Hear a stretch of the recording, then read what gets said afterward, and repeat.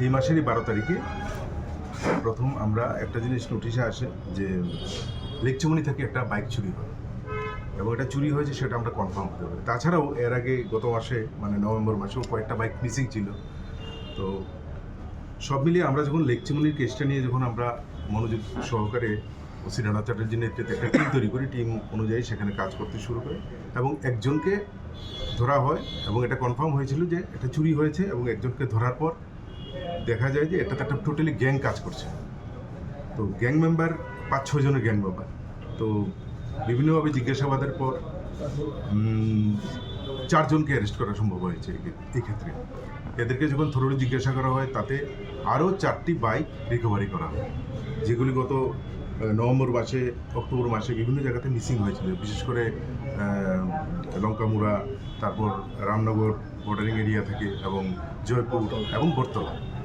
তো আমাদের যাদেরকে ধরা হয়েছে তাদের কাছ থেকে বিস্তারিত তথ্য পেয়ে আমরা আরও 2 জনকে অ্যারেস্ট করব। আরও 2 জনের নাম এখানে এসছে এই গ্যাংয়ের।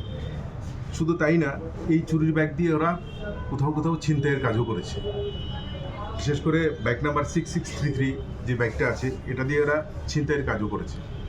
তো এই বিস্তারিত সব কিছু মিলিয়ে একটা সুনির্দিষ্ট কেস নেওয়া হয়েছে এবং রানা চ্যাটার্জির নেতৃত্বে যে টিমটা কাজ করছে তারা ওই বিভিন্ন জায়গায় ছিনতাই পাশাপাশি অন্যান্য যে চুরির বাইকগুলির সাথে তারা জড়িত আছে, চুরি হওয়া বাইকগুলি যেখানে রেখেছে সেই সমস্ত বিস্তারিত তথ্য আমরা পুলিশ রিমান্ডে এনে আমরা জেনে নেব এবং পরবর্তী ফলো আপ অ্যাকশন যা হবে সেটা করা হবে। তাদের কি নাম? তাদের নাম হচ্ছে রাজু শুক্লদাস, প্রদীপ নম, বিষ্ণু দেবনাথ এবং সুরজিৎ দেবনাথ। তারার বাড়ি এই কারোর বাড়ি বুদ্ধ মন্দির, কারোর বাড়ি যুগননগর, কারোর বরজলা। কোথা থেকে অ্যারেস্ট করেছেন? তাদেরকে তো লঙ্কামোড়া থেকে অ্যারেস্ট করা হয়েছে। সবাইকে না, 3 জনকে লঙ্কামোড়া থেকে, আর একজন তো আমরা আগেই অ্যারেস্ট করেছিলাম রামনগর থেকে।